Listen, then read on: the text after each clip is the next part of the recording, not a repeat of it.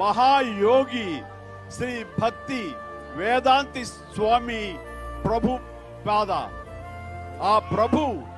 ఆ స్వామి డబ్బులు లేక మన హిందూ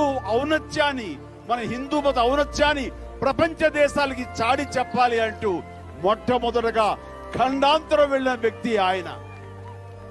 గతంలో వివేకానంద స్వామి వెళ్ళారు, ఎంతో మంది వెళ్ళారు. వెళ్ళిన తర్వాత ఈయన 1965లో ఒక కార్గో షిప్ లో డబ్బులు లేక అమెరికా న్యూయార్క్ ఏదో రకంగా బతిమాలి బామాలకు వెళ్లి అక్కడ 1966లో ఇస్కాన్ అని ఈ సంస్థను ప్రారంభించారు. శ్రీకృష్ణ భగవానుడి యొక్క గొప్పతనం, గీత గొప్పతనాన్ని ప్రపంచ వ్యాప్తంగా తెలియచేయాలని వారి చేసిన కృషి ఫలించి ఈ రోజున దాదాపుగా 750 ప్రధానమైన సెంటర్స్ ప్రపంచ వ్యాప్తంగా ఉన్నాయి.